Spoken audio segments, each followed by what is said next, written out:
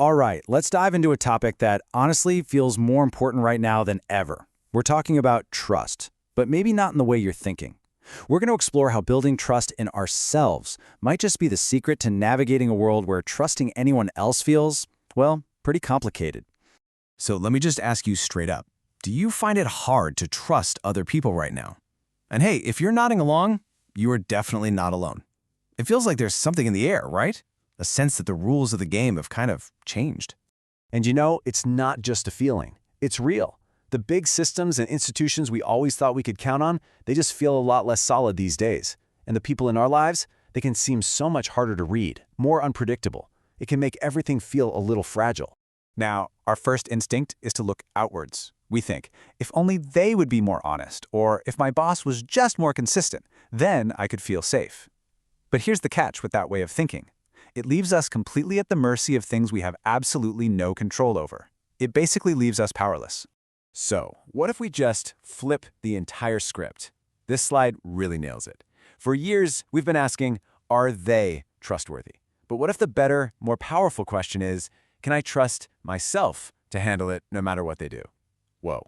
That one little shift, it changes everything. So, what even is this self-trust we're talking about? It's not about being arrogant or just thinking positively. I love how psychologists put it. They call it having a secure attachment to ourselves. Think about that.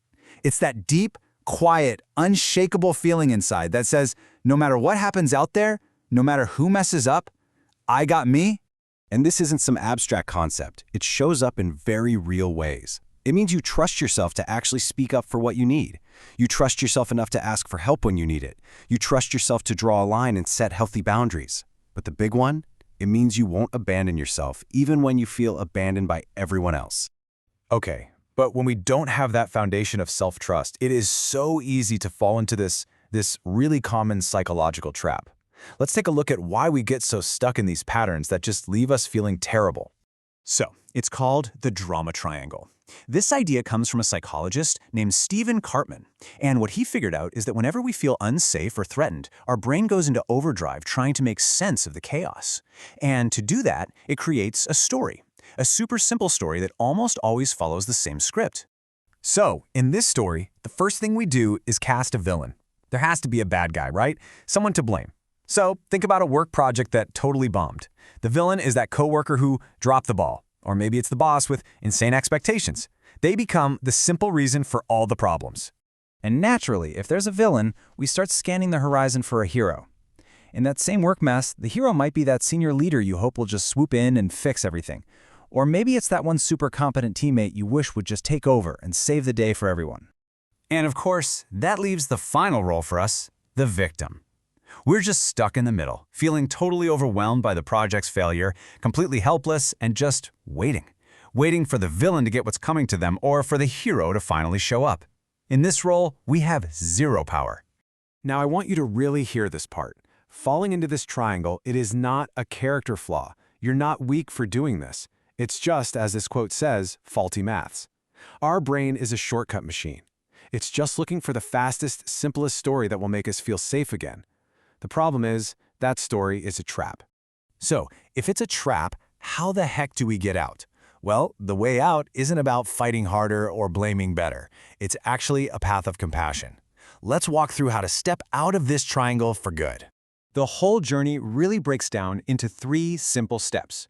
First, you start with compassion. Then, you get curious. And finally, you get creative. That's it. It sounds simple, but this process is incredibly powerful. Okay, step 1 is everything. You can't change anything until you can see where you are, without beating yourself up about it. So instead of judging yourself for getting stuck in the drama, you just offer yourself some kindness. You just notice it like, oh, look at that. I'm feeling really unsafe, and my brain is spinning a story to try and protect me. That's all. So the first real action is to just pause. Think about a tough situation you're in right now. And ask yourself, honestly, have I made someone the villain here? Am I secretly hoping a hero will come rescue me? Have I put myself in that powerless victim role? Once you create that little bit of space with compassion, something amazing can happen. Curiosity can walk in, and this, my friends, is where the magic is. Curiosity takes the focus off of blame. You stop asking, what did they do wrong? And you start asking a much more interesting question. What is here for me to learn? And look at how this reframes everything. It's so cool. That villain, they're not a villain anymore. They become a challenger, someone whose actions are actually pushing you to grow. The hero, they become a coach, someone who can support you, but who ultimately trusts that you're capable. And you go from being the victim to the creator, the one who chooses your own response. So in that work example, the villain coworker is now a challenger who's pushing you to learn better communication. The hero manager is now a coach who can ask for advice, but who trusts you to handle it. See the power shift? It's huge. And this is the question that fuels that entire transformation. Instead of getting stuck on how unfair it all is, you just get curious. You ask, what could this situation possibly be trying to teach me? What kind of growth is being asked of me right now? And that leads us to the final step, getting creative. This is where you actually start to do something. You stop waiting around to be rescued, and you start taking responsibility for your own growth. And not by making some huge, dramatic change, but through what we can call small, wise experiments. So you start asking yourself things like, okay, what's one tiny thing I could do differently here? How do I actually want to show up for myself in this moment? Maybe that small experiment is setting one little boundary or having a conversation in a totally new way. The point is, you're not waiting anymore. You're creating. So let's bring all of this home. When you peel back all the layers, this entire process, escaping the triangle, getting curious, getting creative, it's all about building the one foundation you can truly always rely on, and that's trust in yourself. Because once you have that foundation, everything else becomes so much easier to navigate. You can deal with difficult people, not because you hope they'll change, but because you trust yourself to handle them as they are. You advocate for your needs, you set healthy limits, and you never, ever abandon yourself when things get tough. That's the whole ballgame. So I'll leave you with this to think about.